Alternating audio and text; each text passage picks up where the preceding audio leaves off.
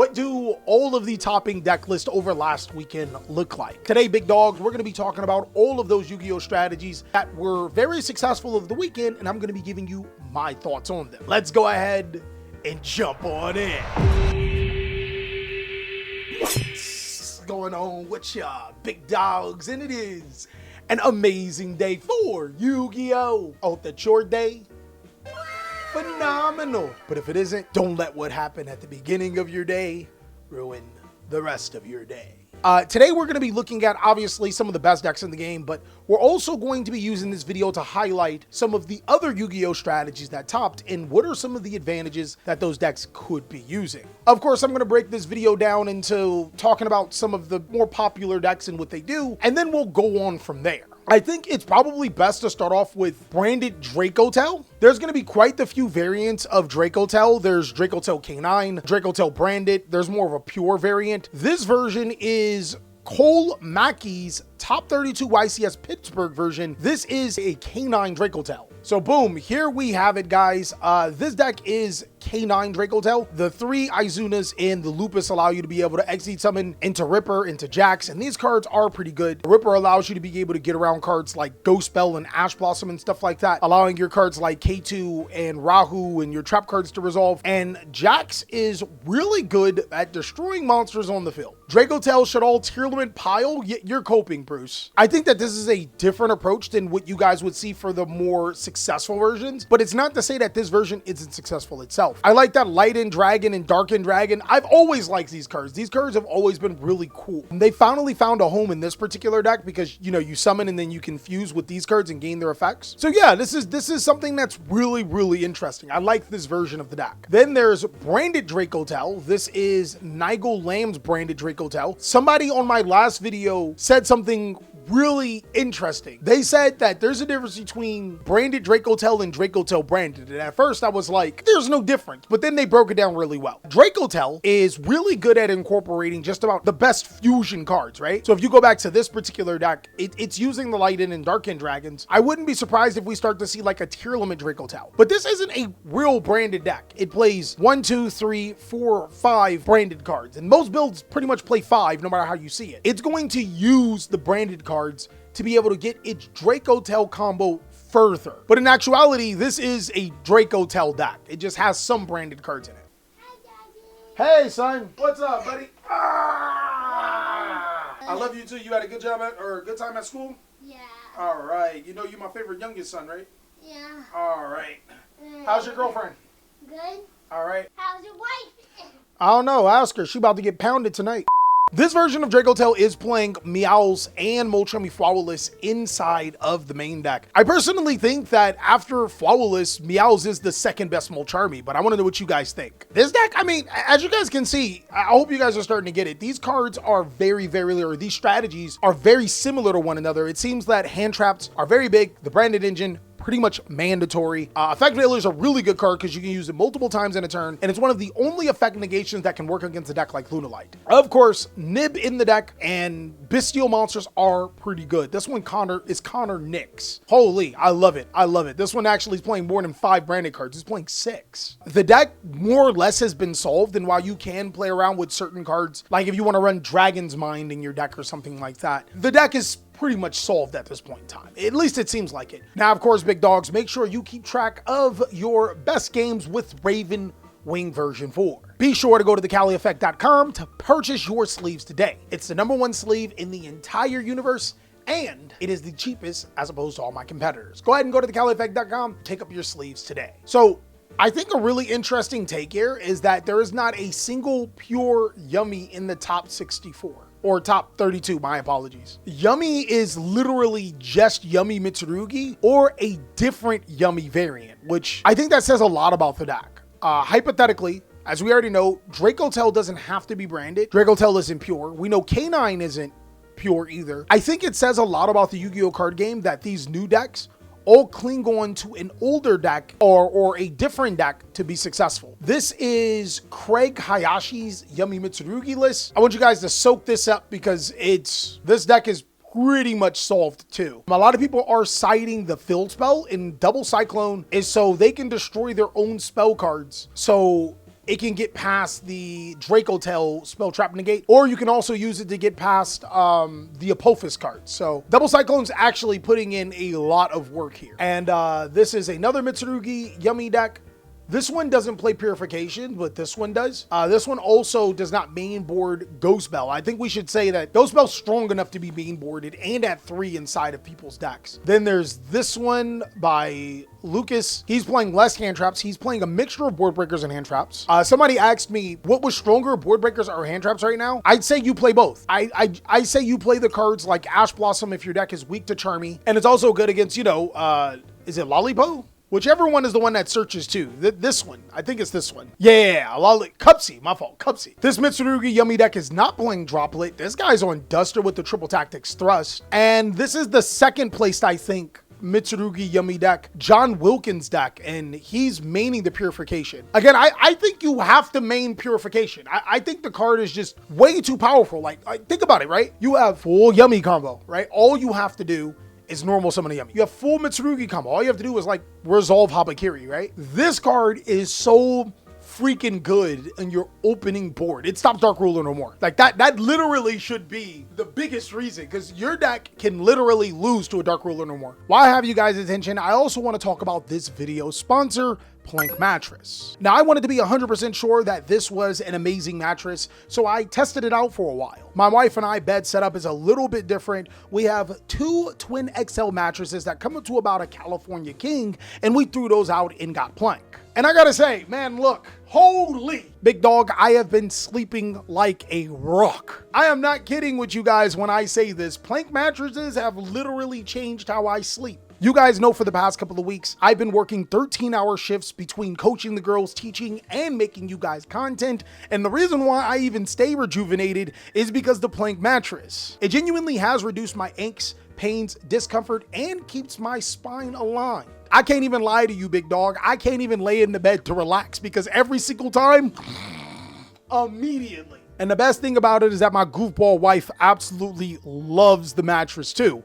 I got 2 just to keep her away from mine. I love how Plank Mattress is a flippable design, allowing you to customize your comfort levels. And I absolutely love how easy it is to buy a mattress online versus going to the store. I don't even have to worry about holding it from store to home, and actually managing it is pretty easy. It comes like compressed, so it's a lot smaller and easier to unpack. And then when you unpack it, it goes boom to a whole size mattress that you just throw on top. The mattress is also never too hot or never too cold. And the best thing about it is that you get a free 120-day sleep trial. Heck, you even get a limited lifetime warranty and free shipping. It even comes straight to your door. As you guys should know, I don't take sponsorships unless it is the real deal, and Plank really is a comfortable mattress. They're designed, assembled, and shipped from an Arizona factory, so there's no middleman, and you get a reasonable price for a mattress. They have 2 different options, Plank Firm and Plank Firm Luxe, so you guys can pick what you want, how you want, and why you want it. I didn't know that I actually needed an ultra firm mattress until I got Plank Mattress, and my sleep has been top tier. And if you guys are in the market for a mattress, I just so happen to have left a code down below in the comment section that you can click on for 30% off. I think Plank is changing the game, and if you guys want to get into a game-changing mattress to help your back, then Plank is probably for you. Now back to the video. Those are easily the best decks in the game right now, and to be honest with you, I ain't really trying to see them anymore. I'm not trying to see any more other decks. So from here on out, we're gonna focus on the other Yu-Gi-Oh strategies that were really, really cool over this weekend. And I'm not just going to go over YCS Pittsburgh. I'm gonna go over everything. I'm gonna start off with some Meta S type Yu-Gi-Oh decks, and then I am going to devolve into Madness. All right, so this one is a Soulful Chord Yummy deck. This will be one of the best decks in Yu-Gi-Oh very, very soon, especially once Mitsurugi does get hit so it can't be an engine. I'm thinking the Mitsurugi prayers eventually does go to 1. So here we have Mitsurugi Soulful Chord. I actually did talk about this deck a little bit in another video, but basically how this deck works is any of these Soulful Chord cards, every single one of them, including this, is full Yummy combo. With that in mind, you guys are playing, I think it's 17 1-card starters in your deck, as opposed to Mitsurugi Yummy, which can't play any of the Dominus cards, Dominus Purge can be played in this deck. The Sofa Chord cards actually have life. It's not just a engine to make yummy. It's also a strategy that can be really competitive as its own deck or as its own right. We have, I think this is one of the best decks in the game. Malice is actually crazy. If you guys remember, the Bestial monsters have been really good right now. They're good against Mitsurugi, they're good against Yummy, they're good against the top decks in the game. And this deck naturally plays Bestial monsters to further its combo. So when it's not using the Bestial monsters to further its combo, it can use it to stop your opponent. And this is a deck that can play Dimensional Fissure. Almost a blowout against Draco Tail going first or going second, because you know they need to put their cards in the graveyard to be able to gain their effect. So just something that you guys should consider. But now on to the other decks. There is Sky Striker, guys, and this is Nicholas Ortiz's Sky Striker deck. I've said that this is one of the better decks in Yu-Gi-Oh! And this deck actually looks really solid, guys. And this is one of my favorite cards of all time. I don't care. It says draw 2 cards because I like quick play spells. I like all decks that beat Malice. This could be a Malice killer. This deck isn't considered meta anymore, but this is Vanquish Soul K9 still running the show. I'm actually kind of crazed that this deck is still doing so well. Ew, K9, insane, man. It's definitely more of a K9 deck, but this might be the best K9 deck in the game right now. This is Dalen Picton's Lunalight deck. And he's citing heavy polymerization. That card's good. So what I've liked about this deck is that, in my opinion, it's a crazy strong board breaker deck. Like, it can go second, and since this card does exist, and this card's pretty good, like, those going second turns are not bad at all. And it can also respond to your opponent's spells and traps with Silverhound. It's a Dominus Impulse deck, and Dominus Impulse is one of the strongest cards in the game. I don't dislike a single thing about this deck other than it being a Lunalight deck, right? One big mistake design in Liger is that you should not be able to control more than one of them. That's my opinion. I agree. This is the Gym Knight deck you guys have been all gooning over. And you know what? Doesn't even disappoint. This spell card says, when this card is activated, send 1 light fairy monster from your deck to the graveyard. Fairy monsters gain 100 attack for each fairy monster on your field and graveyard. If it's sent to the graveyard, target 1 level 4 lower fairy monster in your graveyard and special summon it. Isn't this a fairy? Oh, that's kind of good. I am 100% confident they just swapped out the Molnir lock for Arklor Christia. So now they're going to prevent you from special summoning because Konami didn't ban all of the floodgates. They just banned some of them, the convenient ones. This is Mitsurugi Orchis. I do apologize, guys. I said that Mitsurugi Orchis is not a good deck. That's obviously my bad. This deck topped a couple of times. I'm not going to lie, though. I don't see a reason to play Mitsurugi Orchis over Orchis Yummy unless you just like Yummy. Oh, Dominus. Yeah, I'm stupid. Ah, yeah, all right. Never mind. Dominus. No, I think this deck's actually solid, though. I take what I said about this deck being bad. It's kind of crazy. This is Drak Fire King. I don't think there's been a huge change on how this deck is being played. We're no longer playing the Fire Barrier statue because it's banned. We have Radiant Typhoon Malice. This Radiant Typhoon card, this little engine, is full Malice combo. So you go this to search this to summon this. You summon these two. You make the Cherubini. Cherubini sends Dormouse, and then you use those two to make Haggard Lizardos, and you have full combo. This is Primite Odeon, guys. I don't even know what to say, man. This man is running Dangers in Divine, pay half your life points, tribute 1 monster, special 1 Ring Dragon Ra from your hand or banishment, ignoring its summoning conditions. He's really playing Wing Dragon Ra. I don't know what to say about this deck. He's really playing Alligator Sword, guys. It topped. Is he our hero? We have Blue Eyes. I still think that this deck is decently strong. This is a deck that can play Dominus Purge and not regret it, and it has really, really strong cards. I don't think much has changed, but I would consider playing more copies of Dragon's Mind, 100%. Ban Anti-Spell Fragrance while we're there. And the last deck is, they figured it out, chat. Tenpai Dragon players figured it out. Break the board.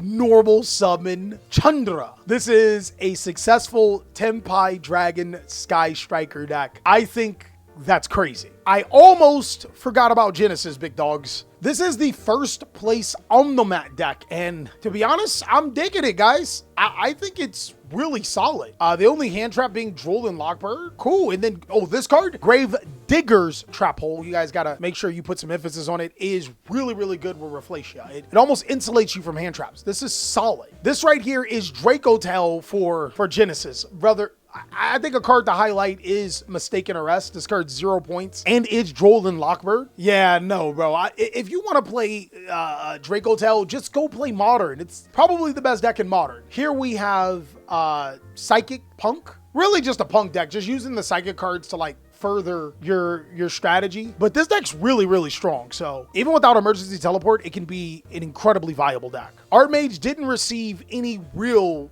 point changes, which is crazy if you ask me. And this particular person is playing 3 Crossout Designators and the Forbidden Lance. I told you guys, this card's crazy. You just gotta believe. We have Runic Radiant Typhoon. I think this is the only deck that plays Pot of Greed and does it pretty well. This deck's really, really good at just like out-advantaging your opponent. And I will have to say, I take it back. These cards are actually good in Genesys, the Runic cards. We have Regenesis Vanquished Soul. Holy Desperation, guys. This is not bad because now you have an Earth target with Regenesis Archfiend and another Fire target with Regenesis Warrior. And these guys can summon themselves with Borger in hand or field, which can be searched through Vanquished Soul Razin. I gotta give it to him. That's some creativity right there. But that's all for the Genesys decks, guys. That's all we got.